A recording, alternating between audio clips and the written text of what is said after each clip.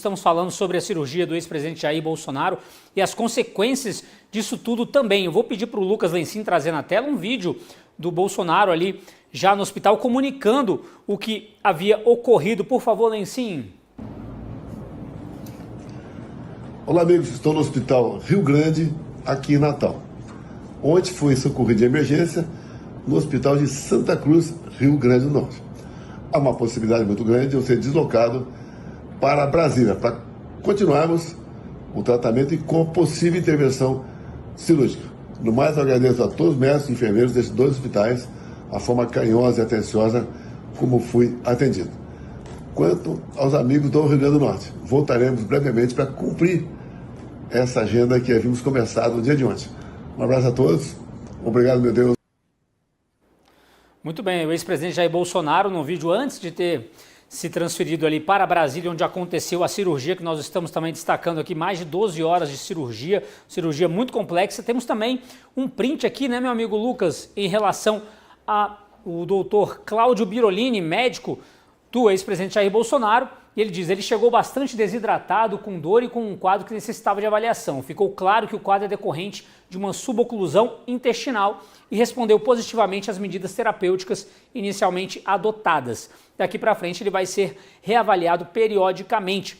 Como nós já mencionamos, o Dr. Luiz Nassif também, Paulo Briguet falaram, são várias cirurgias, um caso complexo e é claro que vai demandar muito cuidado o ex-presidente Jair Bolsonaro. Vou chamar agora lá em Washington a Anne Dias, nossa comentarista também no Café com a Gazeta do Povo. Anne, seja muito bem-vinda aqui ao nosso café, Dia Mundial do Café. Eu sei que você já tomou seu café aí nos Estados Unidos também.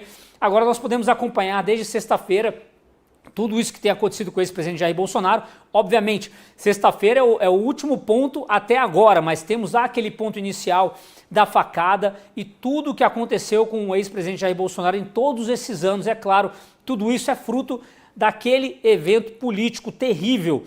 Anne, como é que você avalia agora também a questão, além da questão da saúde do Bolsonaro, a questão política, né? Como eu falava no início do programa, tudo isso agora fica de lado. A ideia inicial, obviamente, é que Bolsonaro esteja totalmente recuperado, mas a questão política que envolve a anistia está diretamente ligado também às manifestações, ao esforço que o Bolsonaro tem feito, apesar da saúde, apesar de estar debilitado, mesmo assim sempre indo às ruas, reunindo o povo indo atrás dele, mas esse debate agora fica paralisado também por conta da saúde do presidente, né, Anne? Bom dia.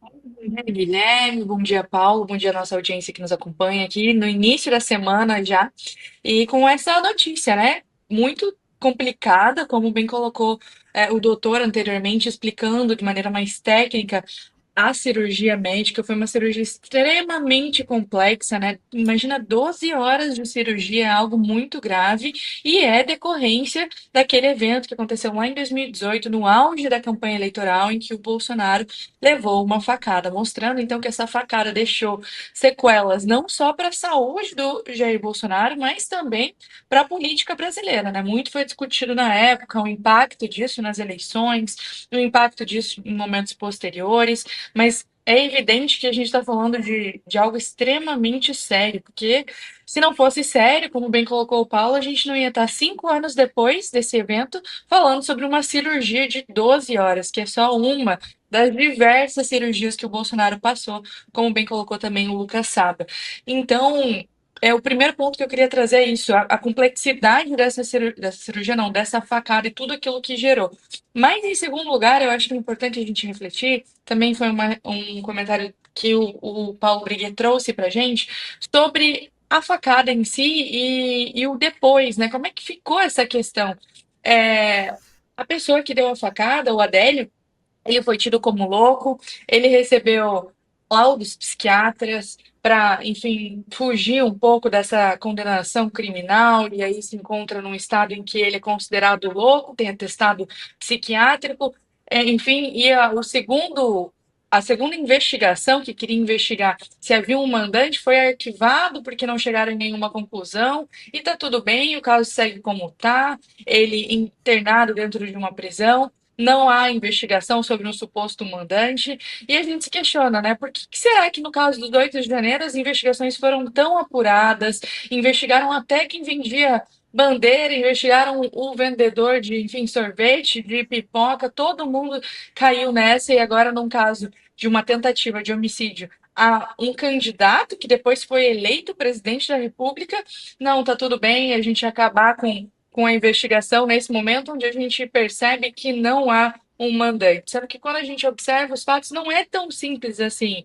Há inconsistências nessa narrativa, há divergência entre as alegações dos advogados e os laudos médicos. Então, nitidamente é um caso que merecia mais atenção, que merecia mais destaque, mas não foi levado a sério pela justiça brasileira. E quando a gente olha para tudo que a justiça brasileira está fazendo, eles estão levando a sério, né? Muito mais a sério situações que não deveriam ser levadas a sério.